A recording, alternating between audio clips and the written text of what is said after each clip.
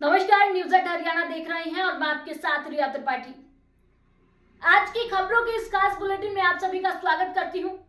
तो चलिए रुक कर लेते हैं रोहतक के आज के दिन भर की हर छोटी बड़ी खबरों का। देखिए मेरे साथ क्या है रोहतक में खास हेडलाइन के साथ।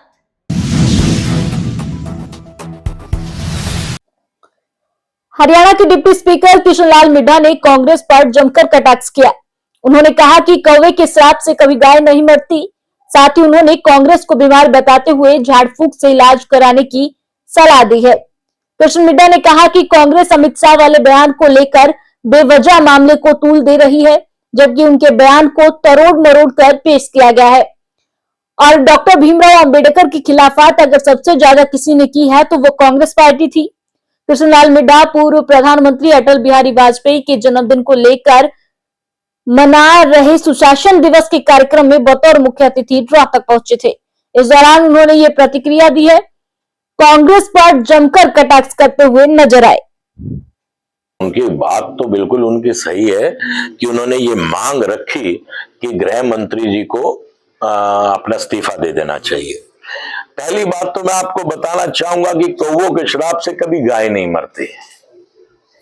और जिस प्रकार से उन्होंने बात को रखने का काम किया, कांग्रेस के पास आज के दिन में कोई एजेंडा नहीं रहा। हमारे देश के गृह मंत्री जी ने जो शब्द बोले उनमें उन्होंने ये कहा कि अब आप बोलेंगे कि अंबेडकर अंबेडकर अंबेडकर, ना तो उससे पहली लाइन को बताया गया कि उससे पहले क्या बोला गया, और जो उसके बाद में अपनी बात रखी ना वो बताने का काम किया। आज आप रामायण देखिए, कोई भी देखिए, कोई भी चौपाई होती है तो उसको पूरा करेंगे ना, एक लाइन पे तो आप उसका सल्लात नहीं निकाल सकते। उन्होंने बताया कि आज कांग्रेस ढिंडोरा पीट रही है, अंबेडकर साहब के नाम का ढिंडोरा पीट रही है। कभी वो संविधान को लेकर बात करती है, कभी वो कहते हैं कि संविधान को बदल दिया जाएगा। आज उन्हें याद आई अंबेडकर साहब की। इससे पहले क्या था, जब अंबेडकर साहब थे तो धोखा भी तो कांग्रेस ने ही किया उनके साथ। जब अंबेडकर साहब थे तो उसमें धोखा किया गया, उन्हें चुनाव हराया गया। ये काम करने का काम कांग्रेस पार्टी ने किया। अगर इतनी अंबेडकर साहब की चिंता थी तो वो लोकसभा में अपना लगाते, अंबेडकर साहब का स्टैचू लगाते। ये काम किसने किया? ये भारतीय जनता पार्टी ने करने का काम है। वो इतने गहरे सदमे में चलेगी, उनको समझ ही नहीं आ रही कि वो बोल क्या रहे हैं। जैसे कहते हैं ना, सदमे में आने के बाद आदमी बड़बड़ाता है, तो कांग्रेस आज बड़बड़ाने का काम कर रही है। और मुझे ये समझ नहीं आती, करण सिंह दलाल जैसे सुलझा हुआ व्यक्ति अगर ऐसी बात करे तो मेरे ख्याल से ये उचित नहीं है। इतने सुलझे हुए, इतने अच्छे व्यक्ति, वही मैंने आपको कहा, बुखला चुके हैं, डिप्रेशन में चले गए। और मैं डिप्रेशन में जाने वाले व्यक्ति, क्योंकि मैं एज ए डॉक्टर बात कर रहा हूं, मैं एज ए डॉक्टर आपसे बात कर रहा हूं, जो सदमे में चले जाते हो कुछ भी बोल सकते हैं। कांग्रेस के पास कुछ नहीं रहा, कांग्रेस बिल्कुल खत्म हो चुकी है। अब ये माइनस में जा रही है, कितनी धरातल में और रसातल में जाएगी इसका कुछ नहीं कह सकते। अब आपके सामने ही है कि वो एक व्यक्ति बना रहा है उसको और दूसरा व्यक्ति काट रहा है। कांग्रेस का हाल बिल्कुल खराब चुका। और सबसे बड़ी बात है, देश को समझ आ चुकी है कि कांग्रेस ने इतने वर्षों में सिर्फ देश को लूटने का काम किया है। केंद्रीय गृह मंत्री अमित शाह द्वारा बाबा साहब डॉक्टर भीमराव अंबेडकर को लेकर दिए गए बयान का देश भर में लगातार विरोध किया जा रहा है। अब तमाम पार्टियां भी सड़कों पर उतरकर पुतला फूंक कर विरोध प्रदर्शन कर रही हैं। इसी कड़ी में आज रोहतक में people's party of India democratic द्वारा प्रदेश अध्यक्ष एडवोकेट विनोद कटारिया के नेतृत्व में रोहतक के अंबेडकर चौक पर बाबा साहब को लेकर दिए गए बयान का विरोध किया गया और प्रदर्शन करते हुए केंद्रीय गृह मंत्री अमित शाह का पुतला फूंका।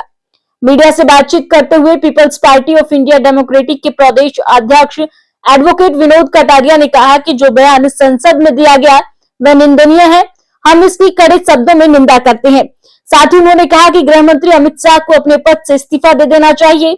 उन्होंने बताया कि पार्टी द्वारा देश भर में अलग अलग जगह पुतला फूंक कर इस बयान का विरोध किया जा रहा है।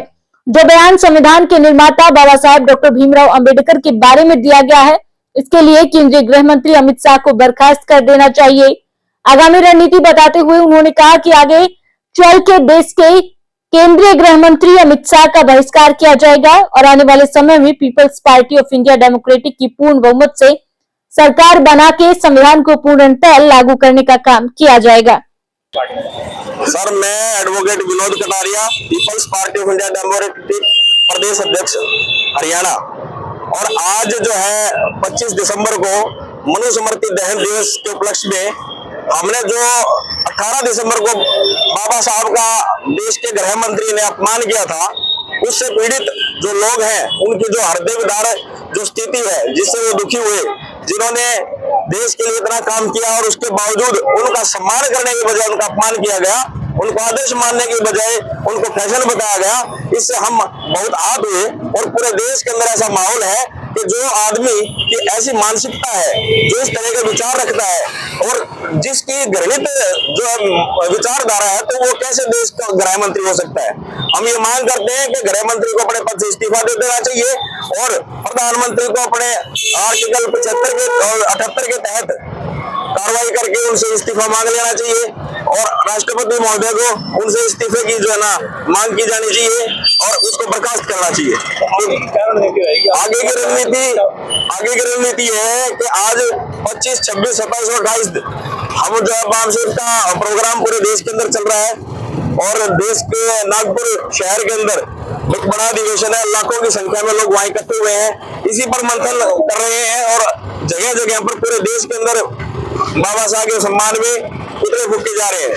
और संविधान को लेके हमारी जो पार्टी है वो पिछले 5 साल से काम कर रही है, 2018 से ये स्वर अभियान के लेके। जितने भी आप संविधान के अभियान देख रहे हो, मेरी शान भारत का संविधान, हमारा अभियान हर घर संविधान, रणनीति क्या है? रणनीति ये है कि पूरे देश के अंदर हम इनका बहिष्कार करेंगे और ना मानने पर आने वाले समय के अंदर हम मजबूत सरकार बना के संविधान को पूर्णतः लागू करने का काम करेंगे। देश भर में क्रिसमस का पर्व प्रभु ईसा मसीह के जन्मदिन को लेकर धूमधाम से मनाया जा रहा है। वहीं रोहतक में ईसाई मिशनरीज द्वारा रोहतक शहर के गोहाना रोड पर स्थित सिर्फ धर्मशाला में क्रिसमस का एक कार्यक्रम आयोजित करना था। इस कार्यक्रम की पूरी तैयारियां हो चुकी थी, मंच लग चुका था, यहाँ तक कि कुर्सियां भी बिछ चुकी थी। ईसाई धर्म को मानने वाले लोग भी पहुंच चुके थे। आपको बता दें, इसी कार्यक्रम में WWE रेसलर ग्रेट खली को भी बतौर मुख्य अतिथि आना था। वे रोहतक में कार्यक्रम स्थल से कुछ दूरी पर एक होटल में ठहरे हुए थे।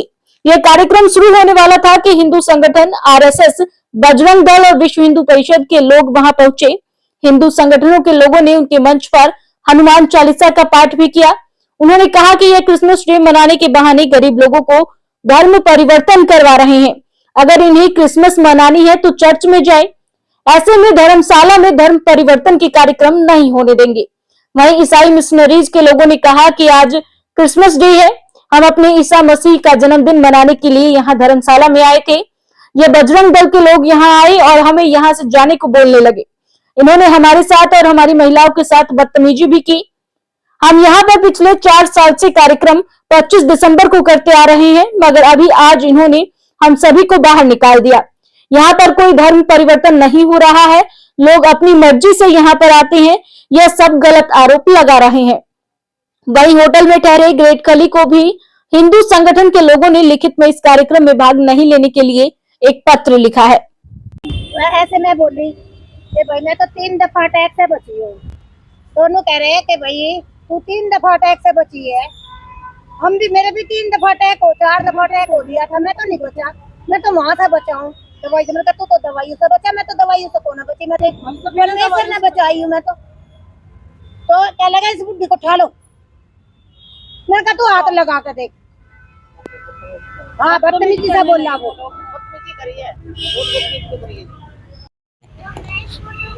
आपको मालूम है 25 दिसंबर का दिन है और यीशु का जन्म दिवस मनाया जाता है। हम उनको उनके पहले जन्म दिवस की शुभकामनाएं देते हैं कि हर व्यक्ति को अपने धर्म के अनुसार अपने इष्ट देवताओं का जन्म दिवस व निर्वाण दिवस जो भी मनाना हो मनाया जाता है। तो हम भी उन्हें उनके जन्म दिवस पर शुभकामनाएं प्रेरित करते हैं।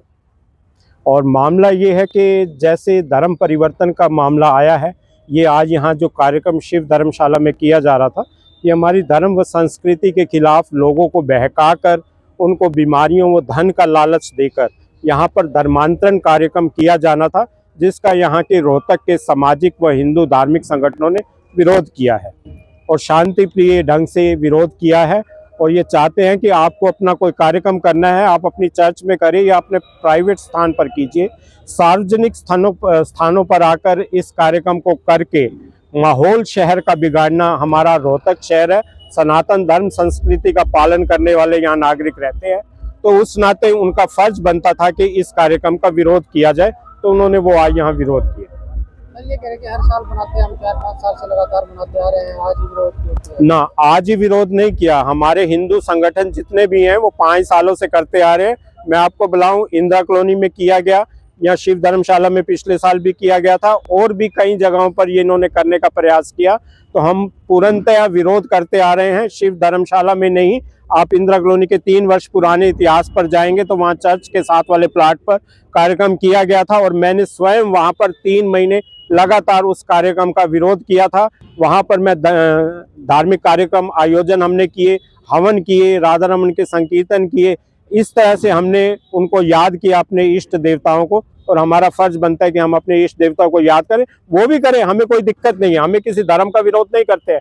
आप अपने स्थान पर कीजिए, चर्च के अंदर कीजिए, बाहर प्लाट लेकर और बाहर ये गतिविधियां चलाना और स्पष्टता शहर में बैनर वो पोस्टर लगाकर धर्मांतरण के लिए लोगों को जागरूक करना, ये क्या चीज है?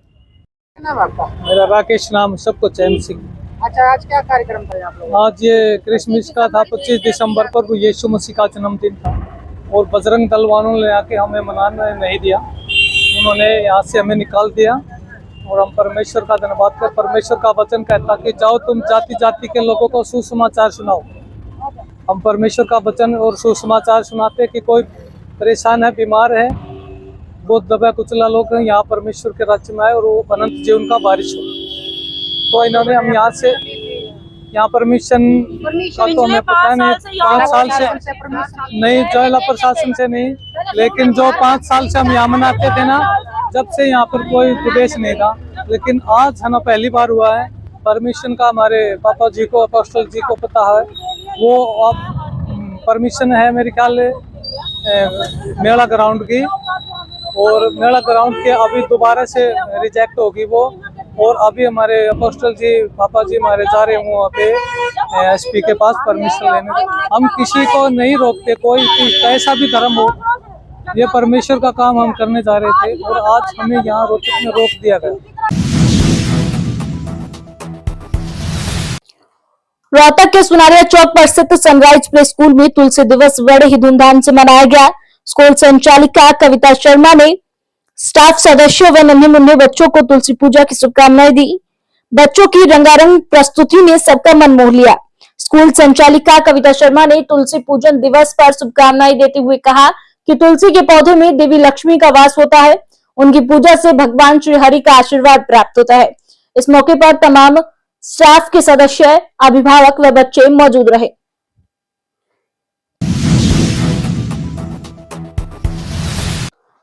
हमारे सरताज श्री बालाजी महाराज सेवा मंडल द्वारा प्रत्येक मंगलवार को रात्रि 8 बजे बजरंग भवन मंदिर रोहतक से खराबड़ हनुमान मंदिर तक यात्रा निकाली जाती है।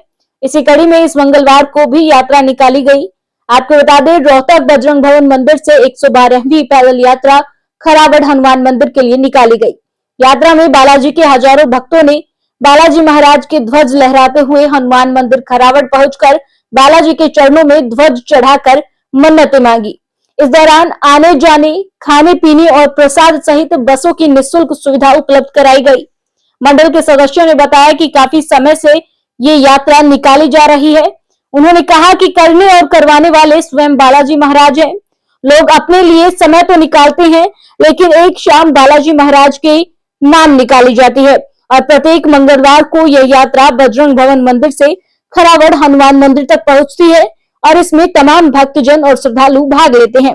उन्होंने कहा कि इस यात्रा का उद्देश्य केवल सनातन धर्म का प्रचार करना है।